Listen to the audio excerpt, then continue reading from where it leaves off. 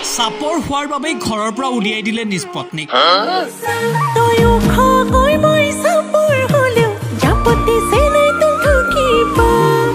বিয়াৰ 7 দিন নহলতেই উলিয়াই দিলে পত্নীক। এতিয়া মানে ছোৱালীটো অলপমান খাটা থকাৰ কাৰণে ল'ৰাৰ অপচন্দ। আমি ক'লাম যি আছে তো কপালত যিটো আছে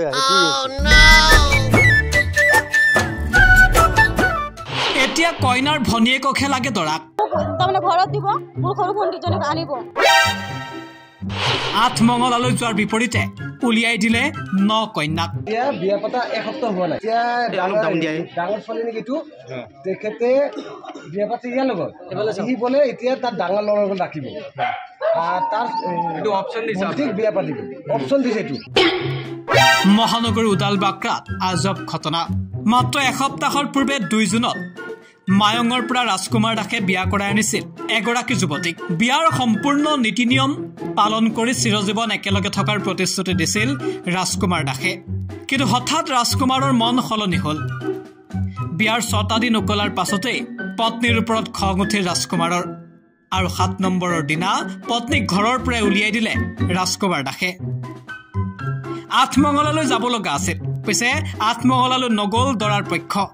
তাৰ বিপৰীতে নৱবিবাহিতা পত্নীক ঘৰৰ পৰা উলিয়াই দি স্বামী ৰাজকুমাৰ দাসে ক'লে কইনাৰ ভনীয়েকহে লাগে দৰাক, কাৰণ কইনাৰ ভনীয়েক কইনাতকৈ ওখ।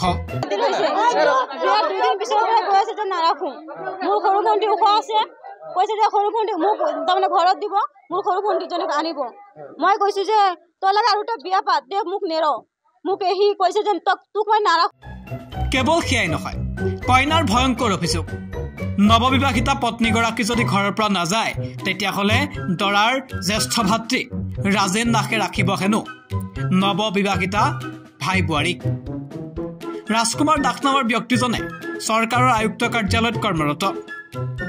কিন্তু ৰাজকুমাৰৰ জ্যেষ্ঠ ভাতৃ ৰাজেন দাসেও পূৰ্বে 2বাৰ বিয়া কৰাইছিল, কিন্তু 2জনী পত্নীকে ঘৰৰ পৰা উলিয়াই দিছিল।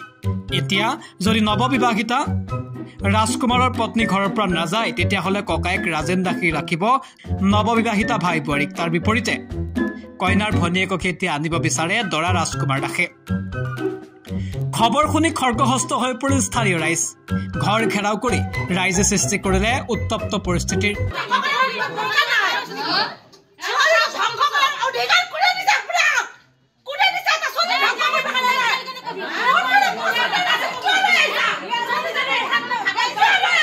খং উঠিল কইনায়ো দিলে কেতবোৰ গুৰুতৰ অভিযোগ। তাৰ ডাঙৰ দাদা আছে, ডাঙৰ দাদা ঘৈণীয়েক নাই, কৈছে যে তাৰ দাদাৰ কাৰণে মোক ৰাখিব। মই কি তাৰ দাদাৰ লগত আহিছো নেকি? তাৰ লগত আহিছো। নাই, ঘৰৰ পৰা চাই বিয়া হৈছে। দাদাটোৱে 2টা বিয়া কৰিছিল, 2টাৰ এটাও নাই। দাদাটোৱে মাকক গালি দিছে এতিয়া। ৰৈ নাথাকিল স্থানীয় ৰাইজ। মুঠতে ৰাজেন দাস ৰাজকুমাৰ দাসৰ পৰিয়ালৰ এই সিদ্ধান্ত মানি লোৱা নহ'ব। উদালবাক্ৰাৰ ৰাইজে খঙতেই কৈ পেলালে বহু কথা। এনেকুৱা হ'ল, ৰাতিপুৱাৰ পৰা ছোৱালীটোক ওলাই দিলে। আমি মন্দিৰত থাকিলোঁ, পুলিচ আহিলে, পুলিচ আহি কিনি মিলাই দিলে। তাৰপিছত ছোৱালীটো ওলাই আহিলে। আমি ছোৱালীটো ইমান আমাৰ মহিলা সকলে মিলি কিনি তাক ঘৰত সোমাই দিলোঁ। সোমাই দেওয়াৰ পিছত আমি বাহিৰলৈ ওলাই গৈছোঁ। তাৰপিছত আকৌ ছোৱালীটোক কিয় ঘৰৰ পৰা ওলাই দিলে? কিয় নাৰাখিব সিহঁতে? একবাৰৰ জেগা 6বাৰ যদি ছোৱালীটোক চাইছে, চোৱাৰ পিছত এসপ্তাহ হোৱা নাই, এসপ্তাহৰ মূৰতে ছোৱালীটোক খাটা এনেকুৱা তেনেকুৱা, ছোৱালীটোক 2 লাখ টকা দি ছোৱালীটোক এৰাই দিব নালে, ডাঙৰ দাদাৰ লগত থাকিবৰ কাৰণে অপশ্যন দিছে। এইটো কি কথা? মুঠতে এতিয়া বিয়া পাতি আনিও শান্তি নাই এগৰাকী কন্যাৰ। নিউজ ডেস্ক, সজদা ৰিয়েলিটি। বিয়া, জন্মদিন বা আপোনাৰ যিকোনো বিশেষ অনুষ্ঠানৰ বাবে one stop solution ambience banquets. আপোনাৰ প্ৰতিটো অনুষ্ঠানৰ বাবে এটাই শ্ৰেষ্ঠ স্থান, Guwahati's finest and luxurious banquet hall. Ambience banquets, perfect for every celebration. For booking, contact 7099013417 or visit 5th floor above Reliance Centro, RG Burwa Road, Guwahati.